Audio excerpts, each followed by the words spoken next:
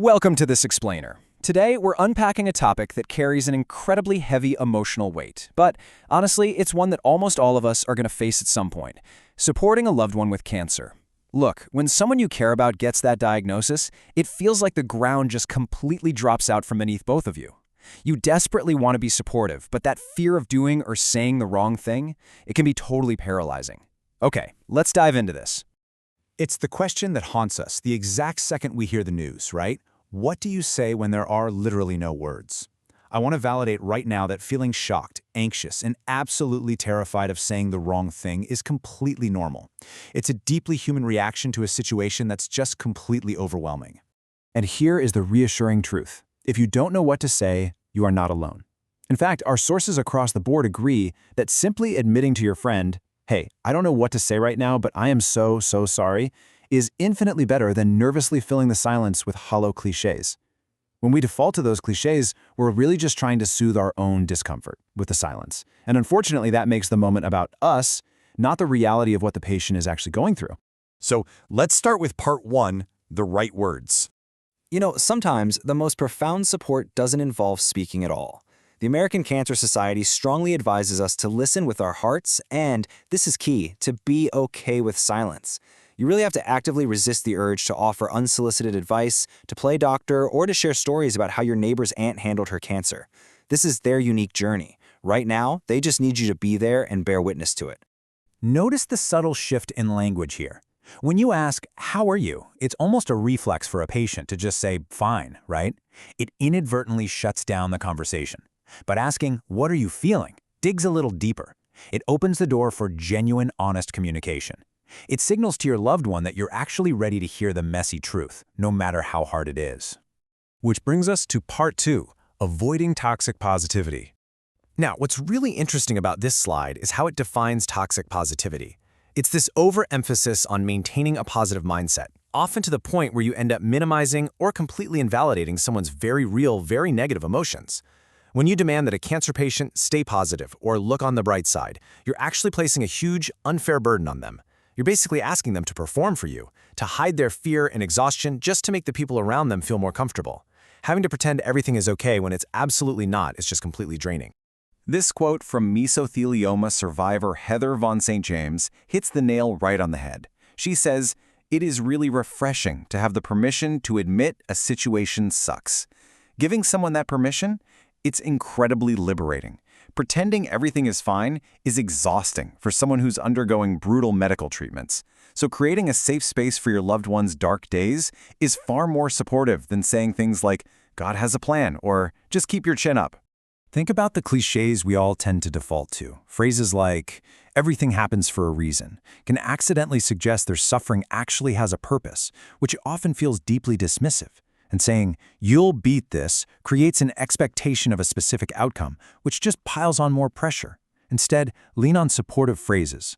"I'm so sorry you're going through this," or simply, "I'm here for you." These validate the patient's current reality rather than trying to wave it away or magically fix it. Moving on to part three, actions speak louder. We all fall into this trap. We mean well, and we say, "Hey, let me know if you need anything." But open-ended offers like that often paralyze the patient. They don't want to feel like a burden by calling you for a favor, and frankly, they probably don't have the mental energy to project manage their own support system anyway. Now look at the alternative. "I'm bringing dinner Tuesday. Any dietary restrictions?" Specific, proactive offers completely remove the burden of asking for help. So instead of making them delegate, just take the lead. Offer to clean the house, run their errands, manage a meal train, or take care of their pets. Offer to be a chemo buddy to drive them to treatments or go to doctor appointments just to take notes so they don't have to stress about remembering every single medical detail. Tackling these everyday chores gives the patient a sense of control and gives them the much-needed rest they require to heal. And while you're helping out, remember to maintain normalcy. People with cancer really don't want their entire identity to suddenly become cancer patient. Treat your friend the way you did before their diagnosis. Talk about the books you're reading, the latest movies, or just laugh together about a terribly bad reality TV show instead of constantly discussing their blood cell counts. Trust me, it provides an incredibly welcome and refreshing distraction. Next up, part four, the best and worst gifts. Based on direct feedback from survivors, the best gifts usually focus on physical comfort and practical convenience. Think soft clothing, pajamas, or really cozy blankets. Patients recovering from surgery or going through chemo often have hypersensitive nerves, so the texture of fabrics really matters. Softness is at an absolute premium. Food delivery gift cards are amazing because they let the family just order in when they're too exhausted to cook. And thoughtful personal gestures like handmade cards or covering the cost for custom wig styling go an incredibly long way. But we also need to look at what to avoid. Dieting books, they imply the patient is somehow at fault for their illness, which is hurtful and just untrue. False eyelashes assume they care about cosmetics when they're quite literally fighting for their life. Books about people dying of cancer completely defeat the purpose of offering hope. And unsolicited awareness gear, like pink ribbon socks or t-shirts, can be a constant, unwanted reminder of the exact disease they are desperately trying to take a mental break from. So the crucial point is this. Before you buy anything, always ask about restrictions first.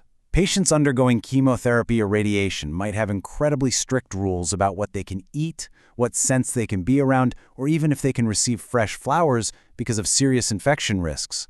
Always check first before bringing a gift into their environment. Let's shift gears briefly for Part 5, Cancer in the Workplace. The National Business Group on Health outlines some very clear professional boundaries for colleagues. First, keep the news strictly confidential. It is their story to tell, not water cooler gossip. Avoid battle or bravery metaphors. Comparing cancer to a battle can actually make an employee feel like a failure or a loser if their health unfortunately declines. Never comment on their physical appearance because looks can be really deceiving and cause deep hurt. Instead, step up proactively to cover their work tasks so they can actually focus on their treatment and recovery. And finally, Part 6, Supporting the Long Haul. It is so vital to realize that hearing the words cancer-free doesn't magically mean back to normal. Survivorship comes with its own exceptionally heavy baggage. Patients often experience what's called milestone anxiety or scan anxiety, where they face this intense, visceral fear around follow-up appointments and the anniversaries of their diagnosis. Active treatment might be over, but the emotional journey sure isn't. They still desperately need you to check in during these times. And this brilliantly illustrates a group that is so frequently overlooked in all of this, the caregivers. Spouses, partners, and family members are under immense, non-stop stress. They're often reluctant to ask for support themselves because they feel like they need to be the strong ones. They desperately need you to check in on them, bring them a coffee, or just offer to sit with the patient so they can take a walk around the block and simply breathe for a minute. To bring this all together, Advent Health offers a really powerful reminder. More than any task you could carry out, it's your love they need the most. You don't need a magical phrase or a perfect gift to be a good friend during this time.